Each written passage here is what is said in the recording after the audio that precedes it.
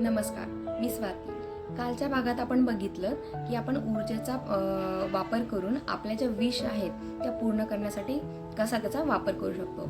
आणि आजच्या भागात आपण बघणार आहोत की जे रोजचं आपण पाणी पितो तर त्यातून आपल्या विश आपण कशा कंप्लीट करू शकतो.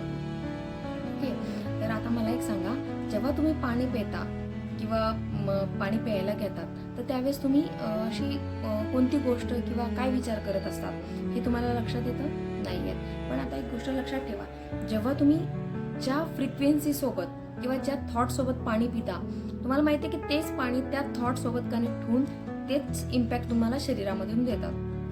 जसं की उदाहरण, तुम्ही जर रागात असाल आणि रागात जर तुम्ही एखादा ग्लास पाणी पिलात तर तुम्हाला माहिती आहे की रागामध्ये आपण काय काय थॉट्स आपल्या डोक्यामध्ये चालू असतात. तर तुम्ही जसं त्या पाण्याला हातात ग्लास घेताल आणि जसं त्या पाण्याला तुम्ही टच करता तर तुमच्या माइंडचा जे पण काय थॉट आहेत तर त्या पाण्यामध्ये ऑब्झर्व होतात आणि तेच पाणी तुम्ही शरीरामध्ये टाकतात. तर त्याचा निगेटिव्ह इम्पॅक्ट म्हणजे कसा पडतो, आपल्याला आपण आजारी पडणं किंवा आपली अजून चिडचिड होणं किंवा आपण अजून निगेटिव्ह होणं, हे सगळे इम्पॅक्ट आपल्या शरीराला आपण झेलावं लागतं.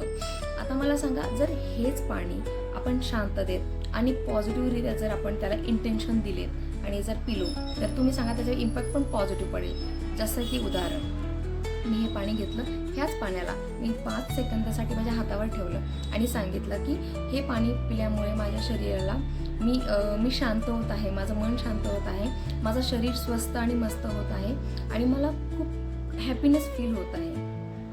त्यासोबत तुम्ही तुमच्या एखाद्या 2 विश सुद्धा ह्या पाण्यासोबत म्हणू शकता आणि 5 सेकंद फक्त हातात ठेवायचे आणि मग हे पाणी आपल्याला शरीरात टाकायचे.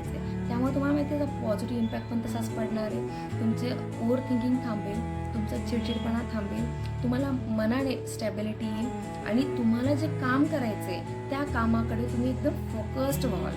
ह्या सगळ्या गोष्टी फक्त पाणीच्या चार्जमुळे होऊ शकतं. तर तुम्ही आजपासून ही टेक्निक चालू करा आणि बघा इम्पॅक्ट तुम्हाला कसा पडतो, कसा फरक तुमच्या लाईफमध्ये तुम्हाला दिसून येतो.